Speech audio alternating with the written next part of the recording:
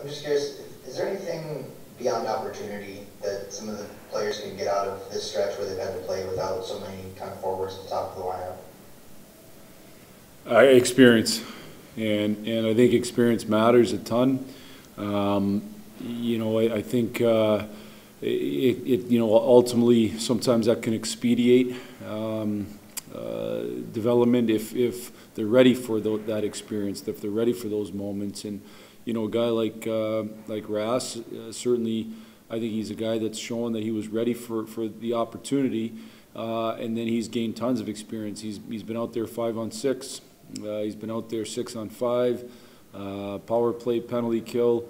That's hard experience to replicate if you have a full roster, and probably if you have a full roster and you're closer to making a run for the playoffs, he might not be getting that. So you hope that expedites his development. I think Zadina has shared times throughout the season 6-on-5, and now he's kind of exclusively 6-on-5. It wasn't a very good one, but he was out there 5-on-3 the other night when the game was on the line. If we have Burt and Larks and Fabs in the lineup, he might not be out there. I don't know that answer, but he was, and I think even through I don't want to say failure, but through struggles, and that 5-on-3 wasn't good enough, you learn, and sometimes that's the best way to learn. So I would say the experience gained out of a number of players is I used 2 examples, but there's certainly other guys, is something that has been gained over this stretch. And I imagine just kind of them having to kind of drive the bus and shoulder. I know not a ton of goals have gone in for some of these guys, but just having to shoulder that load in games probably is useful going forward. For sure, they've had to go against other teams' best. They've had to play against other teams' best defensemen. That's not easy, and I think they're finding that is one of the things you're seeing a little bit with the offense, and especially the teams we played. I mean, you look at the teams we played: Dallas, Carolina, Tampa. Columbus is shorthanded compared to what they were, but in that stretch, I mean, that's some of the best decoys in the league. So, they've those things have been important for sure. Thank you. Yep. Next up, Ansar Khan from Live. Yeah, Jeff, I know offense carrying over to next season, I'm sure, has a lot to do with injuries and skill level and all that. But as far as defense, the defensive improvement that you've shown this year, do you think that's something that's sustainable going into next season? Yeah, I do believe so. Now part of it's pieces, and who's certainly on our decor this year. We had a number of guys that were big and heavy. Traded a couple of them with Nemo and Merrill at the trade deadline, but. I do think the foundation that's been laid defensively. I think defense a lot of times just the understanding of how important it is, and buying into that's going to ultimately be the difference between winning and losing. And you saw it a few years ago with a team like the Islanders that bought into it, and they had a good amount of firepower at that time. And so once they bought into it, they were good right away. And I think for us, it's more of understanding that that's a foundation for. Success not only next year but into the future, especially if you ever want to have the opportunity to get to the top. You have to be really good at it, and so I think guys' understanding of how important it is and getting better at things defensively certainly has the opportunity to carry over. So that's like with the structure and the habits being ingrained, particularly for the young guys, are going to be the foundation. For sure, understand. Again, one of the hard things to do in this league, or in any league, but certainly this league, is to produce offense and have great defensive habits. And I think the quicker you learn those defensive habits, the better you are. And so I think those guys learning the importance of playing from the D side of the puck. Those guys learning how hard you got to battle every single night in order to win puck battles. Those guys learning that if you come back and stop in your own end, you don't have to play as much in your own end instead of swooping around. All those things I think are valuable lessons. Now, sometimes you might lose a little edge over the course of the summer, but you get it back quickly when those things have been ingrained. And I think those guys have learned all those valuable lessons through the course of the season. Thanks, Jeff. Yep. Next up, Trevor Thompson, Dallas Trade. Last, you talked about the development of a couple of players along the way that you'd like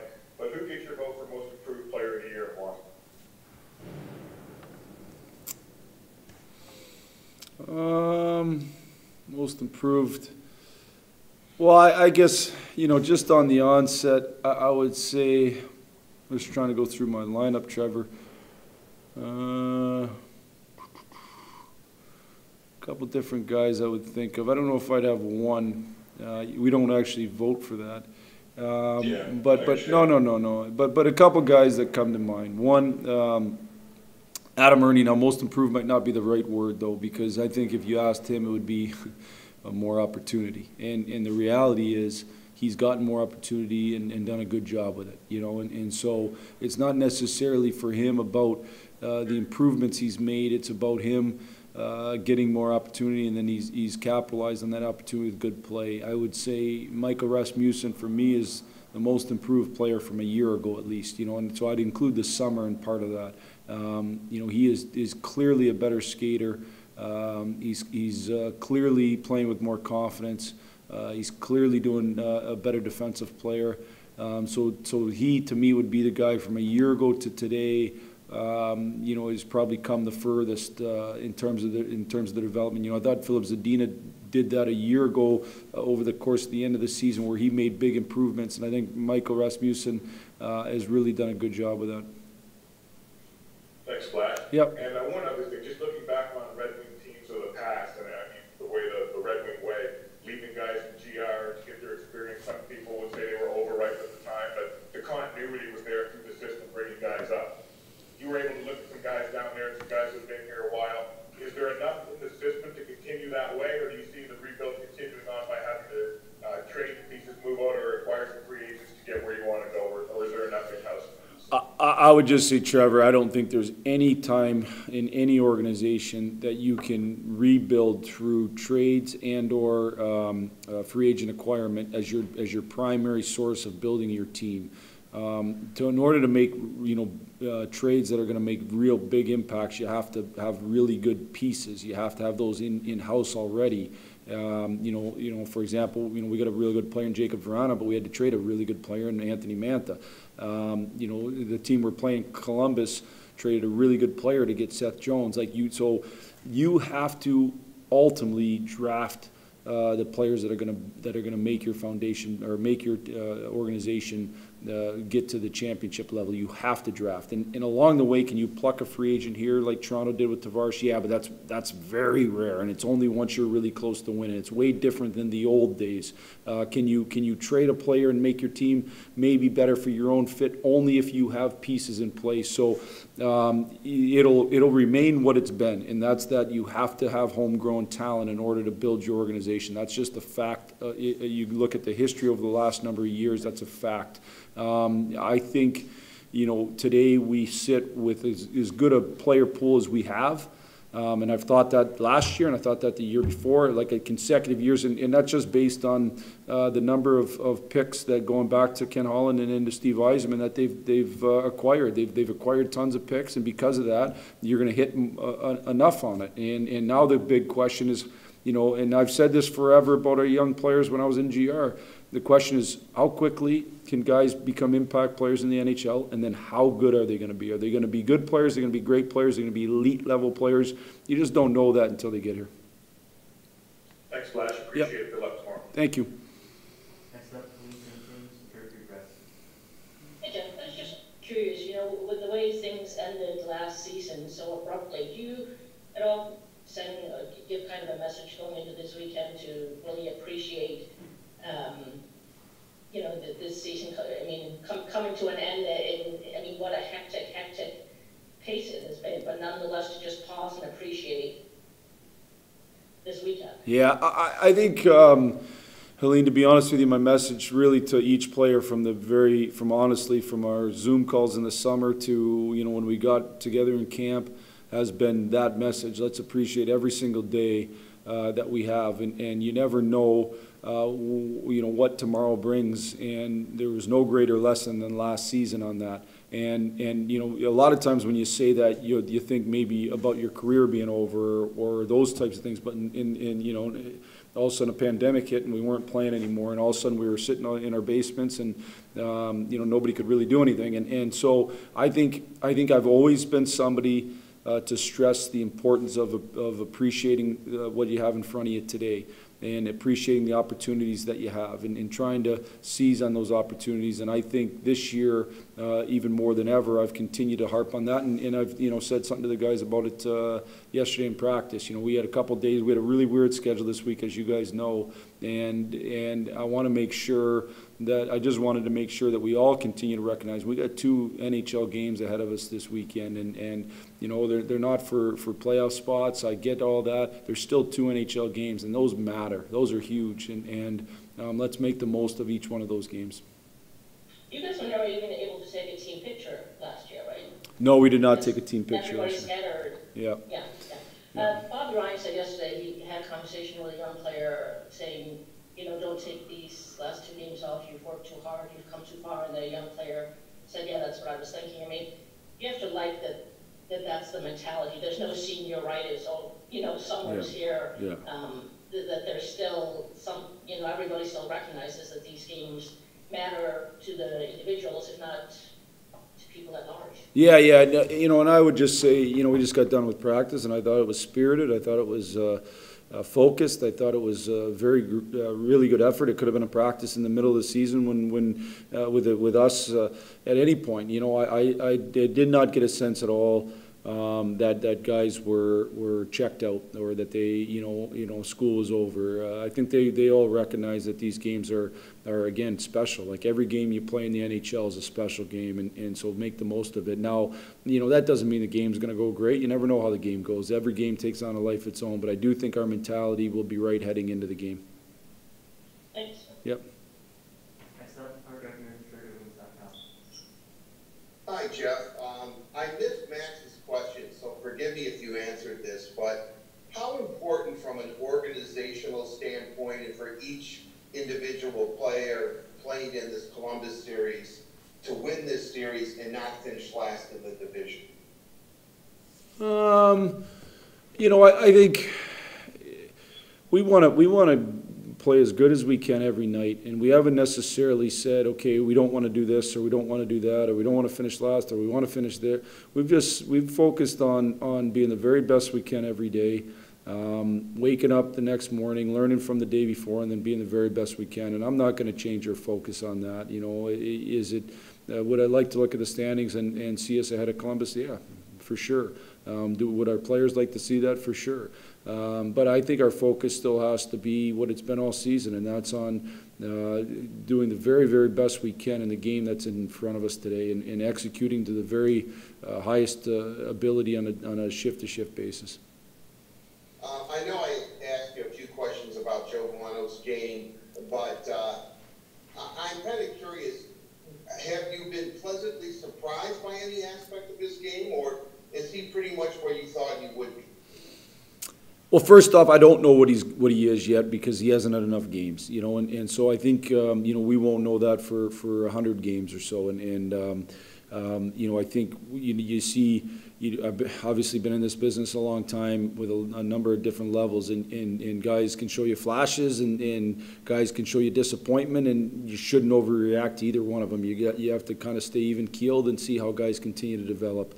I would say where he stands today, I've been happy with the progress he made from a year ago, especially with his body. I think that's a big step. And so, in terms of how he's played in the games, I think he's played good. He's played fine.